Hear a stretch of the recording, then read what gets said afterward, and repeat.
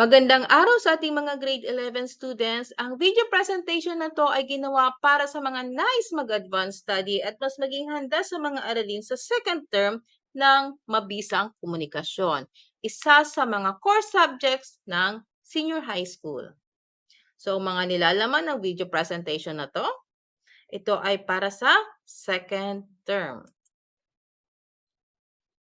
Okay, pamantayan para sa ikalawang termino. Pamantayang pangnilalaman na ipamamalas ng mga mag-aaral ang mabisang komunikasyon sa mga akademiko at pampagsasanay na konsepto sa anyong pasalita, pasulat, at multimodal. Nauunawaan nila ang mga padron ng interaction sa ganitong konsepto ay formal, may istruktura at batay sa partikular na disiplina at na ang integridad sa intelektual na gawain, tapat at magalang na pagpuna at inklusibong wika ay nagpapalalim ng makabuluhang pakikilahok sa mga akademiko at pampagsasanay na konsepto. Okay, mga kasanayang pampagkatuto.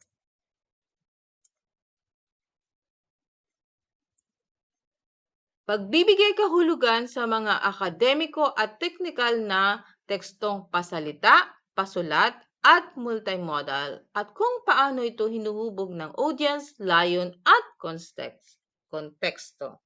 Natutukoy kung paanong ang nilalaman, estruktura at wika ng mga pasalita, pasulat, o multimodal na tekstong akademiko at teknikal ay hinuhubog ng audience, layon, at konsepto.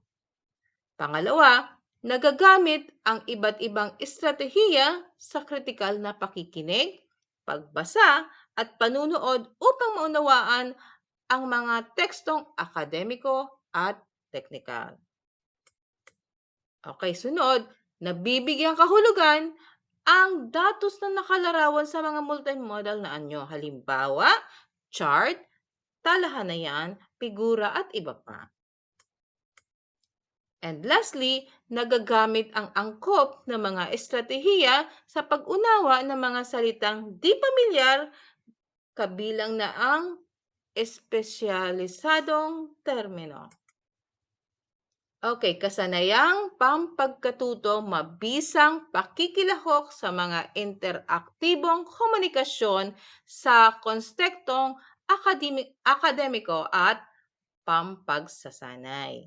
So una, nakagagamit ng angkop na wika, tono, at estruktura ayon sa audience, layon, at konteksto sa pagtalakay ng iba't ibang paksang akademiko at teknikal.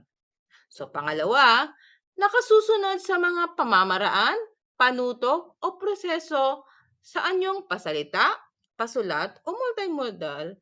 Halimbawa, figura, diagram, chart at iba pa upang matagumpay na maisakatuparan ang layunin o matamo ang inaasahang resulta.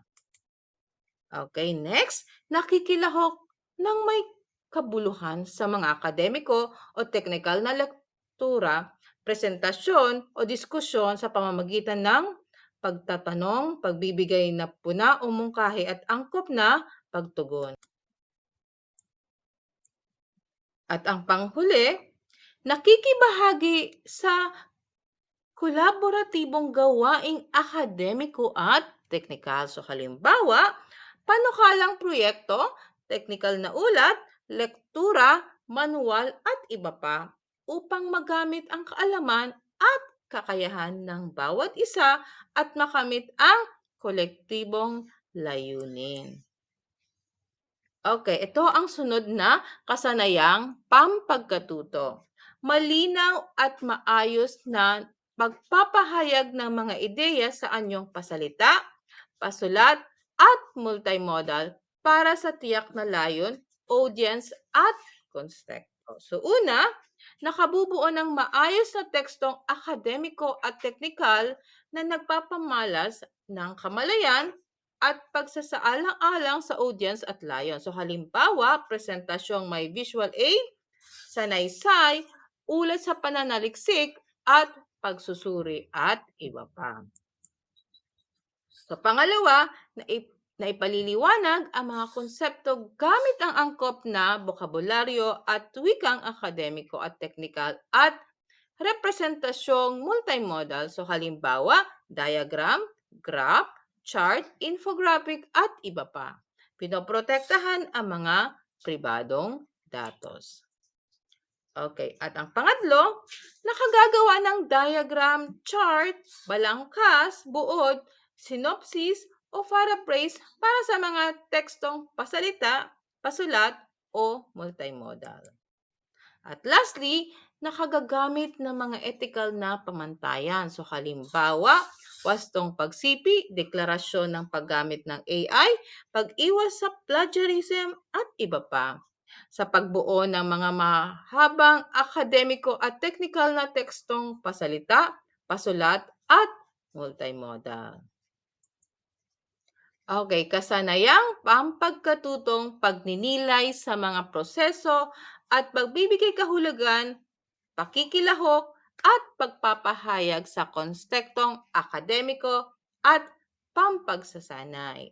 Una, naipaliliwanag ang mga proseso ng pagbibigay kahulugan, pakikilahok at pagpapahayag sa mga kontekstong akademiko at pampagsasanay na nagpapamalas ng kamalayan sa kanilang layunin.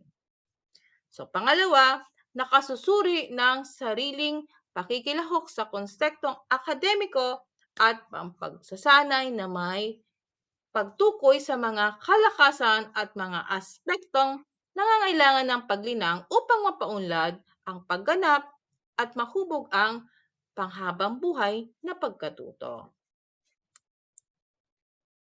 At ito naman ang pamantayan sa pagganap. Nakabubuo ng ang mga mag-aaral ng mga akademiko at teknikal na tekstong pasalita, pasulat, at multimodal para sa tiyak na layon at audience gaya ng artikulo, ulat pananaliksik, presentasyon, review, at podcast. So, nakakapaghahanda ng mga tala at listahan ng mapagkakatiwalaang sanggunian bilang batayan ng mga tekstong ito na ilalapat ang mga tekstong ito sa anyong presentasyon na ginagamit ng di-verbal na komunikasyon at multimedia at nakapagbibigay ng tugon at nakatatanggap ng puna hinggil sa nilalaman, estruktura at wika upang mapaunlad ang pagganap. Okay, maraming salamat po. Don't forget to like and subscribe. God bless!